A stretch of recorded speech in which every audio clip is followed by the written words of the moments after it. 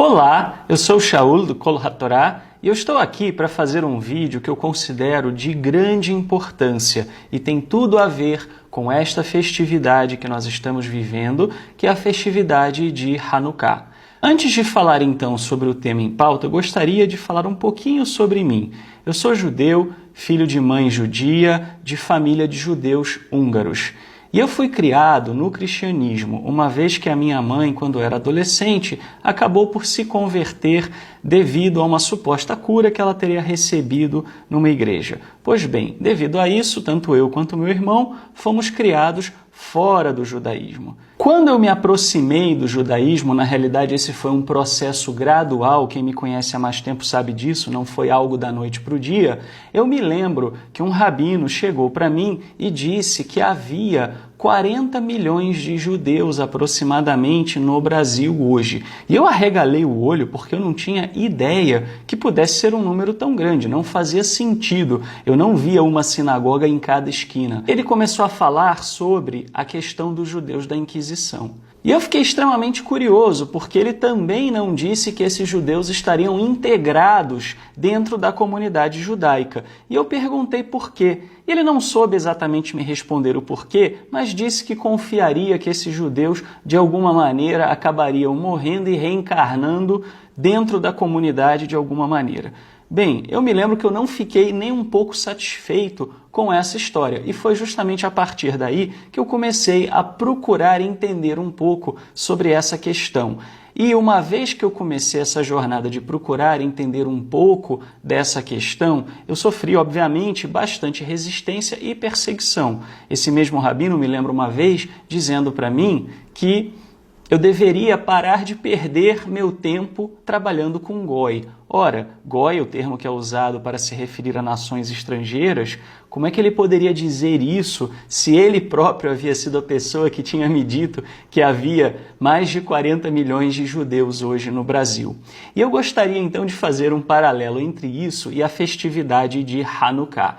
Por quê? Qual é a relação entre uma coisa e outra? Ao contrário do que muitos pensam, Hanukkah não é uma festividade de acender velinha. É claro que a gente faz o acendimento da lâmpada de Hanukkah, conforme diz a tradição judaica, conforme diz a lei judaica. Porém, a questão aqui é que Hanukkah é uma festividade que se refere ao combate justamente à assimilação. Os macabeus, que lideraram a revolta que acabou por libertar o povo de Israel do domínio dos seleucidas, foi justamente um pessoal que disse que não estaria satisfeito diante do processo de assimilação. Eles não se contentariam com a ideia do templo profanado e dos judeus não observando a prática da Torá conforme era a ordem e determinação do próprio Criador dos céus e da terra. E uma das frases de Matitiyahu, de Matatias, durante essa revolução, foi registrada num livro histórico que é o chamado primeiro livro de Macabeus. Esse não é um livro que faz parte do Tanar, ele não é considerado cânone para o povo judeu, mas ele é um livro histórico, tem informações relevantes, principalmente com relação a este período. E a frase diz assim: ainda que todas as nações que se encontram na esfera do domínio do rei lhe obedeçam, abandonando cada uma o culto de seus antepassados e conformando-se às ordens reais, eu, meus filhos e meus irmãos continuaremos a seguir a aliança dos nossos pais. O Eterno nos livre de abandonar a Torá e as tradições. Então, eles não se conformaram com o quê? Com um poder político que dizia que eles não deveriam observar certos elementos da Torá e que deveriam ser assimilados. Eu pergunto a você que está me vendo, que está me ouvindo hoje, se alguém chegasse para você e dissesse: você não precisa mais fazer o jejum de Yom HaKippurim, você pararia de fazer o jejum de Yom HaKippurim simplesmente porque uma autoridade falou, seja ela uma autoridade eclesiástica ou uma autoridade política, ou seja que tipo de autoridade for? Você faria isso? ou você obedeceria à lei do Eterno em primeiro lugar? Se alguém chegasse para você e dissesse assim, você não precisa mais acender a lâmpada de Shabat, isso aí já passou, isso aí não é coisa mais que a gente faça. Você deixaria de lado a halachá, isto é, a prática da Torá conforme determinado pela corte mosaica, pelo grande sinédrio, ou você não ligaria para quem disse isso e continuaria a agir dentro da lei dos nossos antepassados? Essa é uma pergunta muito importante e define que tipo de judeu nós somos. Diante dessas perguntas, a gente tem dois caminhos. A gente pode ir para acatar uma assimilação de alguma coisa externa, ou a gente pode aceitar a Torá e a halachá conforme ela é e observar segundo as práticas que o Eterno nos determinou,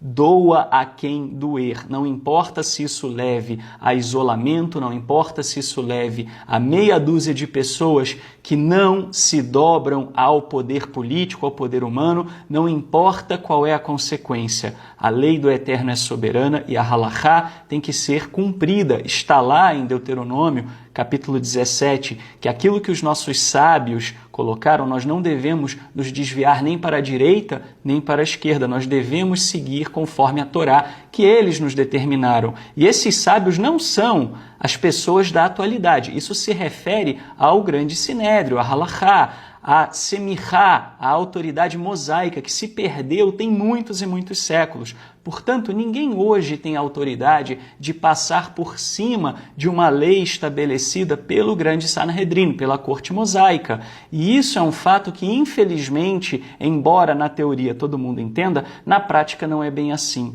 E muita gente insiste em tentar legislar em prol de todo o povo de Israel, quando na realidade, segundo a nossa halachá, e dito até por Maimônides, por Rambam, isso é kefirá, isso é pensamento subversivo, é heresia. Não se pode fazer isso. Da mesma maneira que não se pode dizer que você não pode praticar o jejum de Yom HaKippurim, ninguém pode chegar também e dizer não acenda a lâmpada de Shabat, ninguém pode chegar e dizer não, agora os anusim, os forçados, devem se converter, porque não é isso que diz a lei judaica, não é isso que diz a halachá. E se a gente aceitar isso, na realidade, nós estamos na contramão do que fizeram justamente os macabeus durante a Revolução. Eles não aceitaram esse tipo de imposição que vai contra a lei judaica. Eles foram à luta e venceram. Por quê? Porque o Eterno estava do lado deles. Então não se importe com ameaças, não se importe se o rabino fulano de tal disse isso, se o grão-rabino de não sei aonde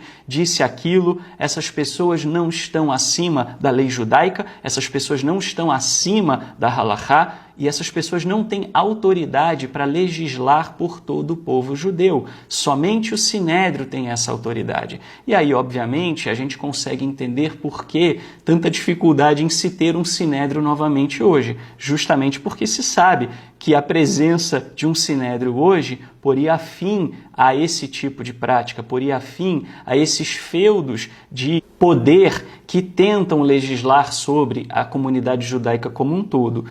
E é muito importante, então, que as pessoas estejam conscientes dos seus direitos. Eu não sou nada nem ninguém, eu não pretendo ser nada nem ninguém, mas o que eu vou trazer para vocês aqui é pura e simplesmente a lei judaica. Se alguém quiser discutir com isso, que discuta com Maimônides, que discuta com Hazal, com os sábios de abençoada memória, mas não adianta a gente tentar fugir daquilo que é a verdade. E se você, então, quer praticar judaísmo, você que é um descendente da Inquisição, você precisa saber aonde você se encaixa nessa história toda. E você precisa ter amor próprio e respeito à lei judaica. Não adianta sair por aí fazendo o que diz A, B ou C sem respaldo na lei judaica. Até porque existe uma ilusão de que se você fizer isso, você vai ser recebido de braços abertos. E infelizmente não é assim. Ainda existe muita politicagem, muito jogo de interesse. E mesmo que você amanhã, por exemplo, faça uma naturalização, um giur, eu não gosto da palavra conversão, porque o sentido de giur não é conversão. e sim naturalização, ou seja, uma pertinência ao povo de Israel, se você acha que você vai fazer uma conversão desse tipo e será aceito por todo mundo, as portas vão se abrir para você, independentemente de qualquer coisa, então você está iludido, você está enganado. Mas não se preocupe com isso, preocupe-se com o eterno, e sempre há pessoas que estão dispostas a seguir a lei judaica e fazerem aquilo que tem que ser feito. E eu queria começar justamente dizendo o seguinte: a questão dos anusim, dos forçados, ela não é nova. Ela já existia, já foi discutida pelos nossos sábios, pelo Sinédrio, muito antes até da Inquisição. Não pense você que a Inquisição trouxe uma situação nova. Não, já havia precedente legal para isso, porque os nossos sábios já tinham se deparado com essa questão e já tinham legislado. Então já existe uma legislação a respeito e não cabe a ninguém usurpar a autoridade do Sanhedrin, da corte mosaica, para impor a sua própria visão, a sua própria legislação. Lembre-se, inclusive, que um posek, isto é, uma pessoa que emite um parecer diante da lei judaica, ele não tem autoridade para criar uma coisa nova. O que ele tem autoridade para fazer é simplesmente olhar para a lei judaica e dizer como é que a lei judaica se aplica naquela situação. A palavra dele, inclusive, não é inquestionável. Você aceita se quiser. O que você é obrigado a cumprir é aquilo que diz respeito ao Sanhedrin, à corte mosaica, aquilo que foi estabelecido como halachá.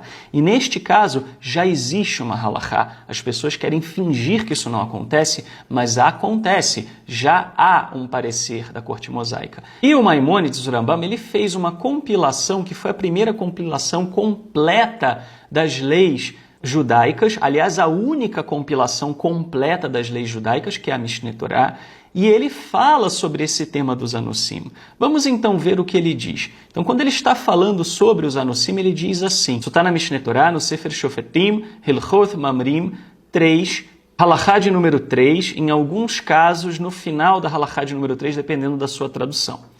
Então, ele falando a respeito dos anusim, ele diz: portanto, deve-se fazer esforço para trazê-los de volta em retorno. Ele está falando aqui em teshuvá, ele não está falando em conversão.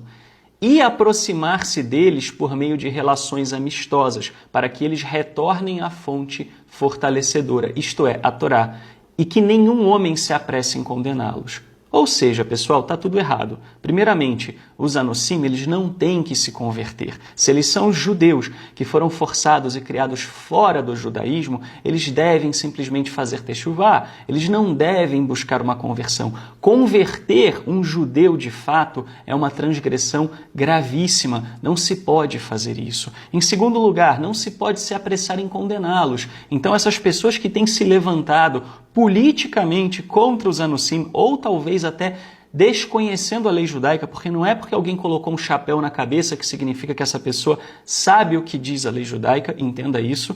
Então, essas pessoas, elas estão agindo contra o que disse o Sinédrio, e isso não pode ser realizado, isso não pode ser feito. Muito bem, então aqui, Hilchot Mamrim fala de retorno, não fala de conversão. Isso deve ficar claro para todo mundo.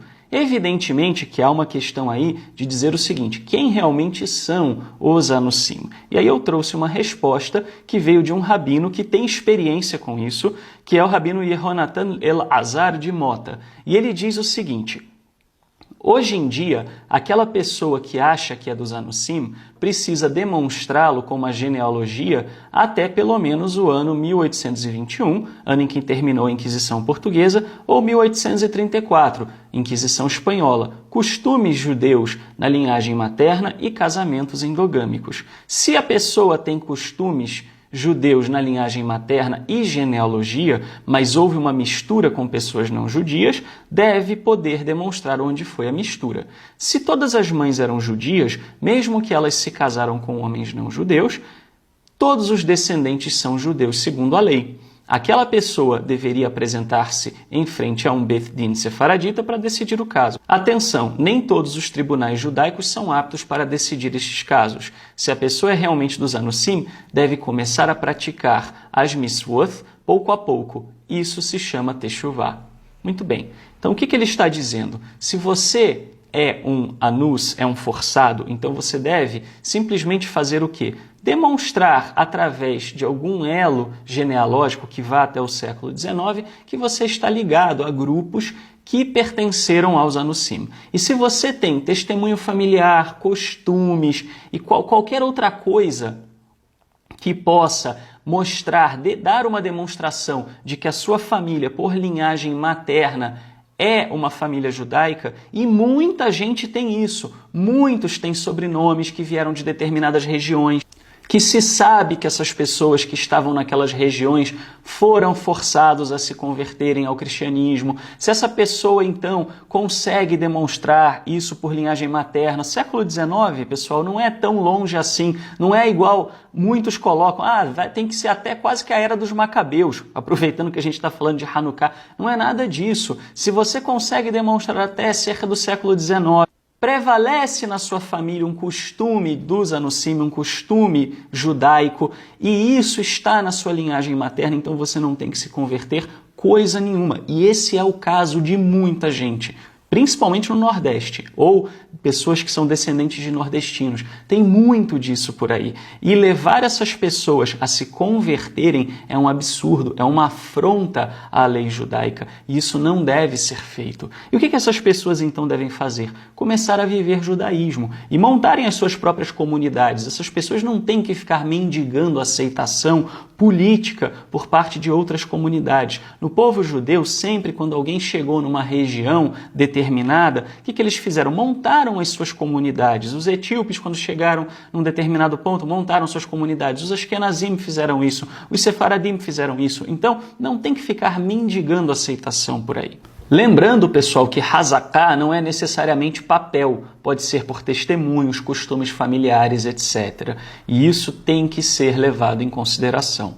Bem, além disso, existe uma outra questão. Alguém poderia falar, Shaul, mas e no meu caso? Eu tenho costumes de família, eu tenho alguma coisa, mas vem, por exemplo, do lado do meu pai.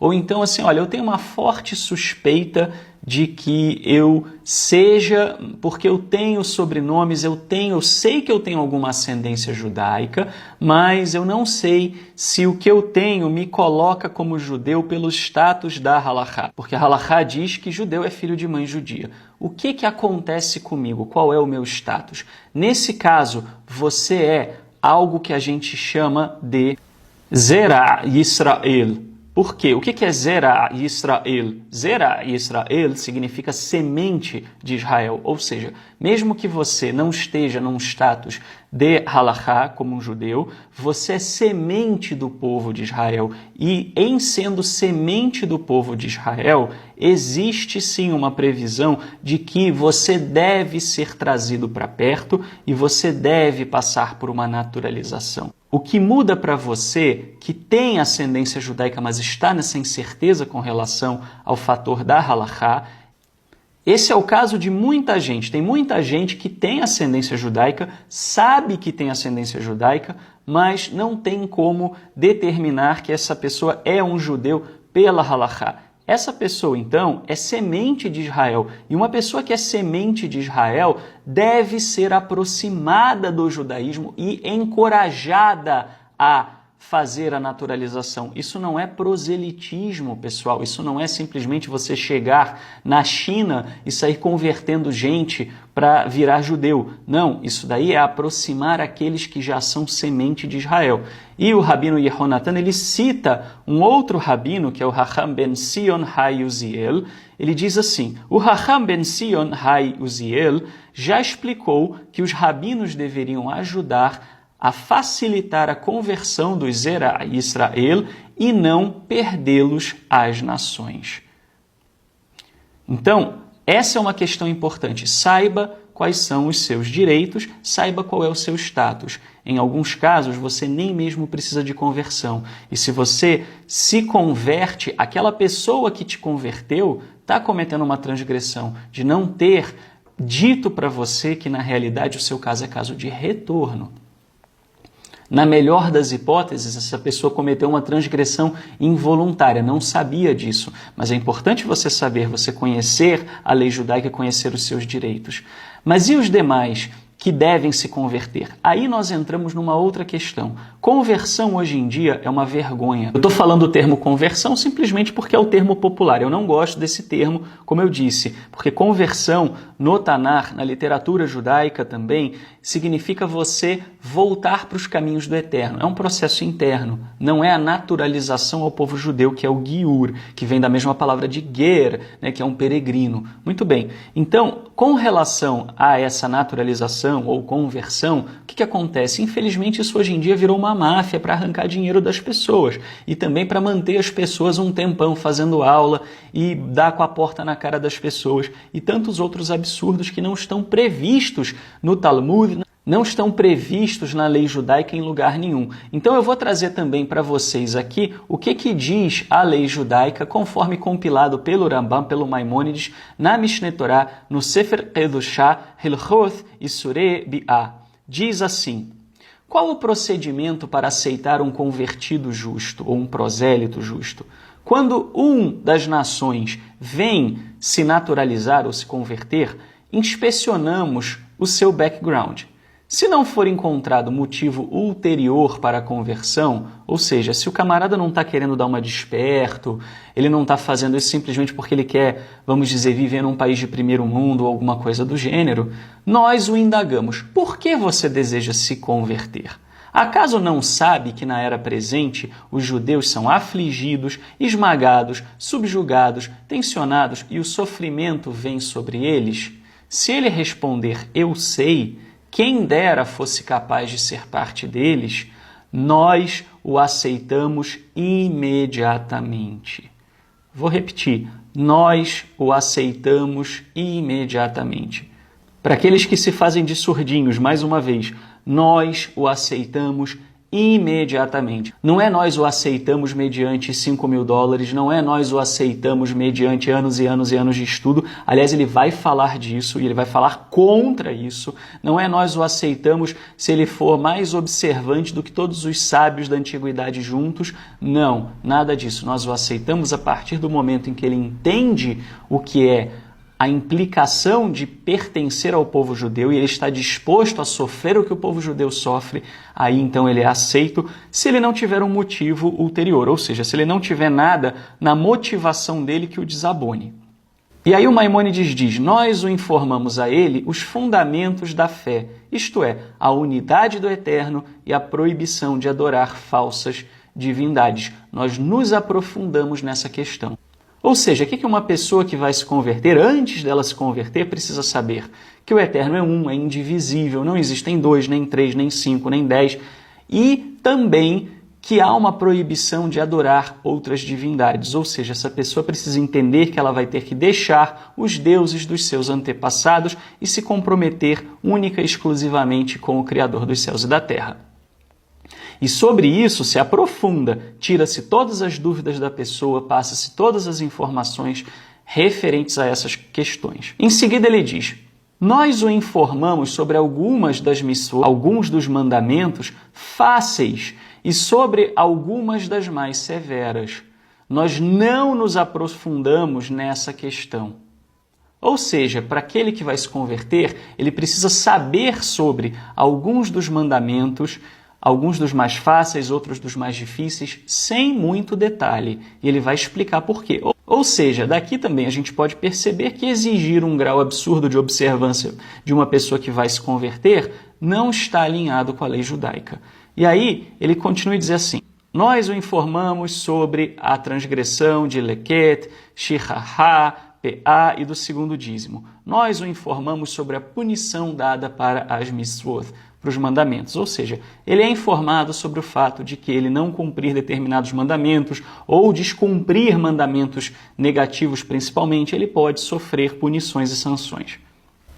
E o que é dito em seguida?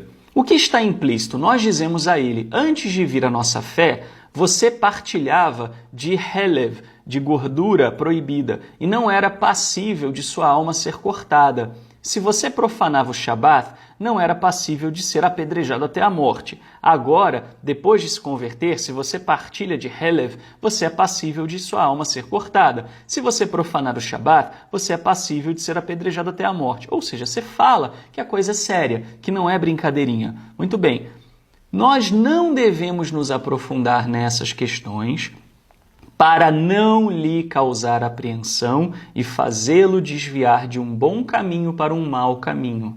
Ou seja, o que o Maimônides está dizendo aqui? É proibido afastar um prosélito. É proibido você colocar um monte de coisa que é para ver se o prosélito vai embora. Isso é proibido pela lei judaica. Você não pode fazer isso. E ele diz, pois, no princípio, nós aproximamos uma pessoa com palavras suaves e atraentes. Ou seja, pela lei judaica, uma pessoa que precisa se naturalizar ou deseja se naturalizar, ela é aproximada, ela não é afastada. Conforme é dito, atraí-os com cordas humanas e depois continua com laços de amor. Isso aqui ele está fazendo um midrash, ele está citando Hosea 11:4. E aí ele diz assim, por fim, assim como ele é informado da punição dos mandamentos, assim também ele é informado sobre a recompensa. Dizemos a ele que ao observar essas mitzvot, esses mandamentos, ele merecerá a vida no mundo vindouro, pois não existe homem completamente justo, exceto pelo que é mestre em sabedoria e que observa essas mitzvot, esses mandamentos, e as conhece. Isso está lá, como eu disse, no Sefer Redushá, Hilchot Isurei Bi'ah, capítulo 14, de 1 a 3. Portanto, pessoal, essa é a lei judaica. Se você é um forçado e você tem alguma coisa, não precisa ser documentação até a Era dos Macabeus. Ninguém exige isso nem mesmo no meio Ashkenazi. Se você tem algum costume, alguma coisa desse tipo e que pode ser comprovado por linhagem materna, então você não tem nada que fazer conversão. Conversão não é para você. Você tem que simplesmente pegar os mandamentos e começar a cumprir e procurar pessoas que façam o mesmo, montar comunidades, etc. Se você não tem certeza que pela halachá você é judeu, mas sabe que você tem uma ascendência judaica, tem boas razões para suspeitar de uma ascendência judaica, então você é Zera Yisrael, ou seja, você é semente de Israel. Então a sua conversão, entre aspas, na verdade a sua naturalização, deveria ser facilitada para trazer de volta para o aprisco aqueles que têm a semente de Israel. Então entenda isso. Isso é o que diz a lei judaica. E a gente precisa brigar por isso, brigar para que isso seja cumprido, para que essas pessoas possam passar por uma naturalização facilitada, inclusive. E mais, a gente também deve brigar para que a naturalização seja feita cumprindo a lei judaica. Tudo que a gente está falando aqui não é simplesmente questão de você querer colocar um jugo bem mais leve, ou não é uma questão de você querer sair dizendo que todo mundo é judeu. É simplesmente uma coisa: cumpra-se a lei judaica, mas cumpra-se a lei judaica conforme estabelecida pelos sábios da antiguidade, porque qualquer pessoa que se coloca no lugar dos sábios da antiguidade, essa pessoa na realidade está apostatando do judaísmo e a gente precisa lutar contra isso. A lei já existe, não precisa um monte de rabino sentar e deliberar, etc, etc, porque isso já está fundamentado, estabelecido. Aliás, eu digo mais uma coisa para vocês: uma vez uma comunidade montada, não é necessário nem a presença de rabinos para que se faça uma naturalização. Basta que sejam 3 homens judeus com observância pública da Torá. Por que isso? Porque, na realidade, quando a gente fala hoje que alguém é um rabino, a gente fala isso em consideração ao que a pessoa estudou. Mas a semichá mosaica mesmo, aquela autoridade transmitida por Moisés desde aqueles tempos, isso se perdeu. Então não existem rabinos de fato hoje. Tanto é que nas comunidades sefaradim e também entre os mizrahim e outros, não se habituava a chamar essas pessoas de rabinos, e sim de hachamim, ou seja, de sábios, uma vez que, na realidade, como eu disse, a semichá perdeu-se. Então, não há necessidade hoje de uma pessoa com, entre aspas, semichá rabínica para nada, a não ser para razões puramente políticas. Portanto, a gente precisa brigar a favor de que a lei judaica seja cumprida. Nós estamos nos colocando a favor da lei judaica e a favor do retorno daqueles que são judeus de fato. E digo mais, o Eterno está do lado dessas questões. Se você se coloca contra, se você persegue quem busca ajudar as pessoas a voltarem para a fé dos seus antepassados, é contra o Eterno, o Criador dos céus e da terra, que você se levanta. E a gente já sabe que você não será bem-sucedido naquilo que você faz. E isso precisa ficar claro também, uma vez que tudo o que foi dito dos nossos sábios já está pronto, já está colocado, não há necessidade de ficar reinventando a roda.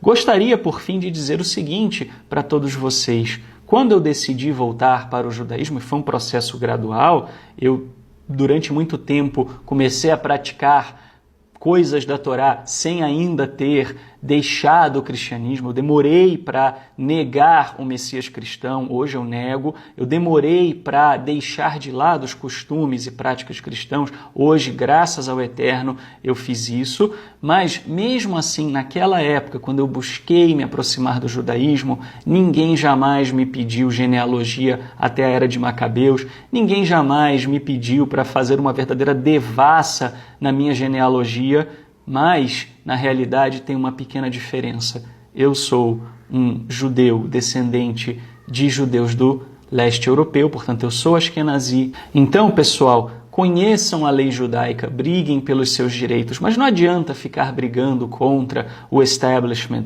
não adianta ficar brigando contra aqueles que já têm uma opinião formada, eles não vão ouvir, não vão dar ouvidos, não é por falta de conhecimento. A questão é todos se organizarem e encontrarem as próprias soluções, e é isso que a gente precisa fazer. Se você acha que isso é difícil, pense como foi para Judá o Macabeu, para os Macabeus de um modo geral, lutarem quando era um grupinho pequenininho para poder preservar as práticas dos seus antepassados. Então não se desanime, lembre-se, o povo judeu é muito mais importante do que o templo. E se você comemora hoje que o templo que havia sido profanado foi purificado e foi colocado e consagrado de volta ao Eterno, quanto mais você deve estar atento e comemorar, inclusive, que há pessoas que estão retornando para a prática dos nossos pais.